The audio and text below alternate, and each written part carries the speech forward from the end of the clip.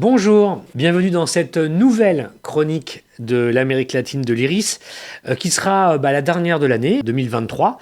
On va traiter aujourd'hui d'un sujet central d'actualité, puis à partir de là, donner un petit peu quelques synthèses sur l'année politique qu'on va clore. L'actualité, c'est bien sûr les résultats du référendum constitutionnel au Chili, qui s'est tenu le 17 décembre 2023. C'était la deuxième fois que les Chiliennes et les Chiliens étaient appelés aux urnes pour se prononcer sur un projet de constitution qui devait, je parle bien à l'imparfait, remplacer finalement le projet en vigueur qui date de 1980, que nous avons analysé moult fois ici, de l'époque d'Augusto Pinochet. Et c'est donc cette constitution de 1980 qui va continuer à organiser les lois fondamentales du Chili après le 17 décembre, puisque pour la deuxième fois, les Chiliennes et les Chiliens ont rejeté de manière nette la proposition qui leur était soumise, cette fois-ci par un conseil constitutionnel qui était dominé par l'extrême droite de M. José Antonio Kast et la droite traditionnelle chilienne. Et le texte qu'ils ont proposé n'a pas plu aux Chiliens, puisque 55%, un peu plus de ceux qui se sont exprimés, ont voté contre le texte, et un peu moins de 45%, 44,24%, ont voté en faveur de ce texte, avec un vote assez massif, il n'y a pas de doute là-dessus. À peu près 80% des Chiliennes et des Chiliens se sont prononcés. Je rappelle que dans ce pays de plus de 19 millions d'habitants, plus de 15 millions de personnes étaient appelées aux urnes, 12,3 millions ont voté. C'est un vote obligatoire, et donc ça veut dire que quand même 3 millions de personnes à peu près ont décidé de ne pas aller voter ou pas participer au vote, et ça fait à peu près, disons, un peu moins de 20% d'abstention, ce qui est significatif sans être massif. C'était une des clés du scrutin. La population a voté dans sa grande majorité. Elle a dit non dans sa grande majorité à ce texte. Alors, les hypothèses de travail pour comprendre ce qui vient de se passer, elles sont nombreuses. D'une part, un processus qui a fatigué probablement les Chiliennes et les Chiliens, un processus qui remonte à 2019, qui a connu plusieurs étapes. D'abord par un référendum sur le fait de savoir si les Chiliens voulaient changer de constitution. C'est le mandat qu'ont les gouvernements depuis 2020, parce que 80% d'entre eux avaient dit oui. Ensuite, il y a eu un premier travail, un premier texte massivement rejeté une première fois en 2022 par une convention constitutionnelle qui était largement dominée par les forces de gauche et les mouvements sociaux chiliens, mais qu'une grande partie de la population, in fine, a rejeté. Population plus conservatrice, plus traditionnellement à droite au Chili. Puis ensuite, un nouveau processus avec un nouveau conseil constitutionnel, cette fois-ci dominé par l'extrême droite et la droite, qui finalement, avec un peu la règle du pendule en quelque sorte, s'est retrouvé comme un miroir inversé à proposer un texte de constitution qui était clairement, disons, dans le maintien des équilibres de celle de Pinochet, et même son renforcement en bien des aspects. Un projet de constitution qui prenait parti contre l'avortement, par exemple, un projet de constitution qui créait un droit d'expulsion de l'État des migrants au Chili, un texte qui replaçait et reconfirmait la prépondérance du secteur privé dans l'économie, qui était une des grandes revendications de contestation, en tout cas de cette primauté par le mouvement social de 2019, et qui, tout en reconnaissant les droits des populations autochtones, les insère dans un Chili qui est uni, indivisible, qui ne reconnaît donc pas la diversité, disons, ethnique du pays, tout en reconnaissant leur existence. Bref, une série de choses qui, de toute manière, prolongeait la Constitution et son esprit de 1980, qui était ce que contestaient des millions de Chiliens, et puis qui la renforçait, comme je viens de vous dire, sur certains aspects. Du coup, c'est la Constitution de 1980 qui va se passer. Donc, certaines fatigues de l'électorat, le fait que en réalité, aucune des deux propositions, celle du Conseil constitutionnel dominé par l'extrême droite et la droite, ou de l'ancienne Convention constitutionnelle dominée par la gauche et les mouvements sociaux, n'a produit un texte réellement capable de finalement entraîner une forme de consensus un peu plus au centre finalement, un consensus qui aurait pu permettre de construire une majorité sur des positions un petit peu plus modérées dans un sens ou dans l'autre.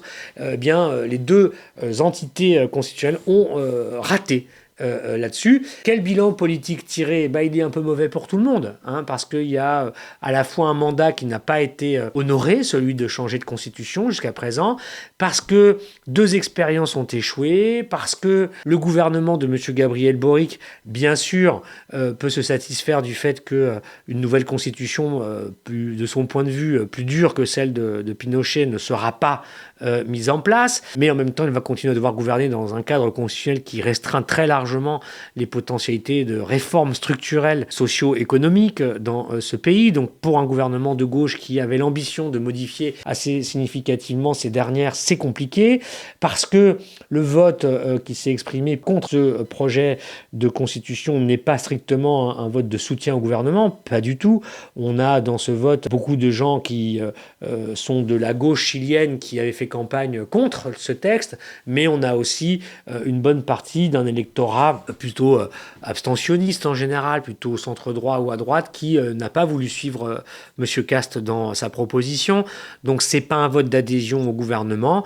Bilan politique mauvais aussi de l'autre côté, puisque M. Cast, qui espérait à l'issue de ce vote de pouvoir apparaître avec une véritable victoire politique qui faisait qu'il aurait eu un vote très important des Chiliens à travers ce référendum pour le positionner comme le leader incontestable de l'extrême droite et de la droite en vue des élections présidentielles de 2026, c'est raté pour lui aussi. Il doit admettre une défaite. C'est une défaite pour l'extrême droite et la droite aussi. Le vote a été massivement contre cette proposition. Ils n'ont pas réussi également là où n'avaient pas réussi leurs prédécesseurs.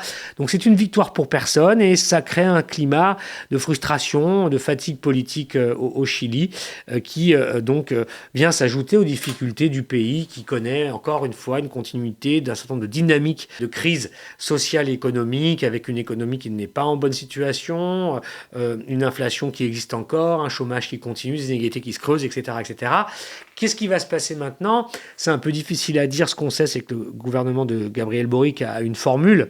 Ils ont dit ni célébrer, pas d'arrogance, et qu'en ce qui les concernait dans le mandat de gouvernement, il n'y aurait pas de nouveau processus constitutionnel. Donc ça laisse entendre qu'à partir de maintenant jusqu'à 2026, on ne retournera pas dans un processus visant à repréparer un 3e projet de constitution, etc.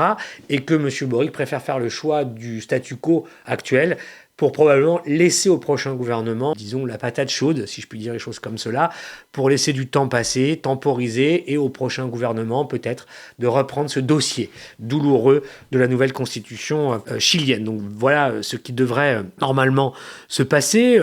Gabriel Boric est affaibli, ne dispose pas de majorité au Congrès, n'a pas derrière lui une adhésion populaire très forte. Il promet au Chili une nouvelle étape, c'est son vocabulaire, faite d'amélioration économique et sociale, parce que bien sûr, c'est là, avant toute chose, que la question politique se joue, c'est sur la question sociale, et c'est vrai au Chili comme ailleurs. Donc ça va continuer comme cela, dans un pays qui va connaître d'autres scrutins politiques, l'année prochaine, en 2024, des élections municipales, et en 2025, parlementaires, qui précéderont une nouvelle élection présidentielle. Donc il y aura plusieurs moments où on pourra suivre l'évolution de la politique chilienne. Ce qui vient de se passer dans ce pays sud-américain met un terme à une année politique qui a été très riche, qu'on a chroniqué ici ensemble, qui a commencé, on s'en souvient, au 1er janvier 2023 avec la prise de fonction de Lula au Brésil, qui était attendue. Quelques jours plus tard, les événements, les émeutes de l'extrême droite bolsonariste à Brasilia, c'était tout début janvier. Ensuite, il y a eu des élections dans plusieurs pays. Il y a eu, on s'en souvient, au mois d'avril au Paraguay, avec l'élection de Santiago Peña, qui est de droite au Paraguay. On a eu l'élection en août de M. Bernardo Alvaro au Guatemala, élection difficile dans ce pays centra-américain, puisque le nouveau président de centre-gauche doit prendre ses fonctions au tout début janvier 2024 et qu'il dénonce quotidiennement des tentatives de déstabilisation contre lui dans ce pays centra-américain, au Guatemala. On avait eu aussi, bien sûr, au mois d'août, l'élection anticipée en Équateur, où M. Lasso a dû céder le pouvoir sur fond de dégradation économique, de corruption, de violence, etc. Le pouvoir à Daniel Noboa, de la droite équatorienne, qui a été élu jusqu'en 2025 pour finir le mandat de M. Lasso.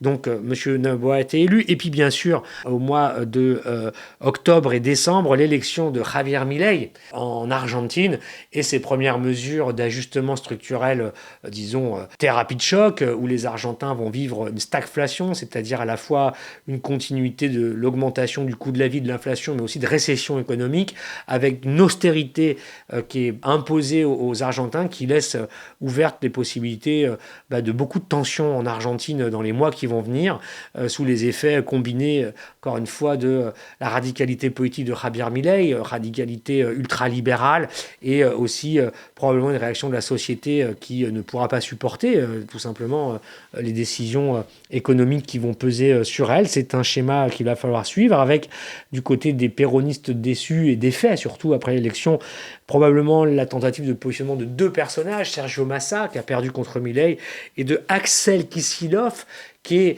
un leader péroniste proche de l'ancienne présidente Cristina Kirchner, qui lui a conservé la maîtrise de la province de Buenos Aires et qui tente de s'imposer aujourd'hui comme le leader de l'opposition à M. Milei. Donc Axel Kicillof et Sergio Massa vont se positionner pour animer cette opposition politique à M. Milei. Donc on a une année qui a été, comme je viens de le décrire, à la fois riche et à la fois qui nous montre qu'en Amérique latine, les dynamiques à l'œuvre ce sont celles de la tension, des instabilités politiques, de scénarios où les dynamiques sont très polarisées. On a des radicalisations des offres politiques, une radicalisation des électorats sur fond de défiance généralisée par rapport au gouvernement et à l'État, à la capacité des États à solutionner des crises économiques et sociales qui sont le cœur des problèmes latino-américains après le Covid et la guerre en Ukraine. Et puis un paysage latino-américain qui a changé beaucoup en 2023, qui avait commencé avec le retour de Lula, le fait qu'on imaginait peut-être une Amérique latine plus apaisée, peut-être plus à gauche majoritairement, mais qui termine de nouveau avec des formes de défritement, de dislocation. L'arrivée en particulier de M. Milei en Argentine remet en cause littéralement la dynamique de relance de l'intégration régionale sud-américaine. De nouvelles divergences apparaissent entre Buenos Aires et Brasilia. De nouveaux équilibres politiques se reconstituent sous nos yeux quasiment chaque mois, où l'équilibre des forces en réalité est très partagé entre une gauche qui gouverne sans avoir tous les moyens de le faire, souvent en minorité dans ses propres congrès, dans des contextes économiques peu porteurs, avec des performances économiques qui ne décollent pas, et des droites qui reviennent sous des formes plus radicalisées, plus dans la mouvance de ce qu'on voit avec le Trumpisme, ou ce qu'on voit en Europe avec M. Orban, ou en Italie, et qui sont libérales, ultralibéraux de plus en plus sur le plan économique, conservateurs sur le plan des questions de société, et qui sont aussi autoritaires sur la question du contrôle des corps sociaux confrontés précisément à ces dynamiques de crise et de contestation. Donc c'est ce qui se dessine en Amérique latine et ce que nous continuerons de suivre bien sûr en 2024, puisque l'année 2024 sera aussi riche en élections, en des moments où on peut prendre le pouls politiquement. Nous aurons des élections au Salvador avec M. Bukele qui sera là, qui se prépare déjà pour cette élection tant attendue au Salvador, lui aussi un modèle de libéral autoritarisme en quelque sorte. Au Salvador, on aura des élections également au Panama, un pays qui a aussi eu beaucoup de convulsions ces derniers temps. On aura des élections au Mexique où López Obrador terminera son mandat. On aura des élections à l'automne 2024 en Uruguay. Il y aura également des élections très importantes en République dominicaine à l'été 2024 et aussi au Venezuela où se jouera une partie des crises géopolitiques de la région. Donc on verra que l'année 2024 va être riche encore en rebondissements.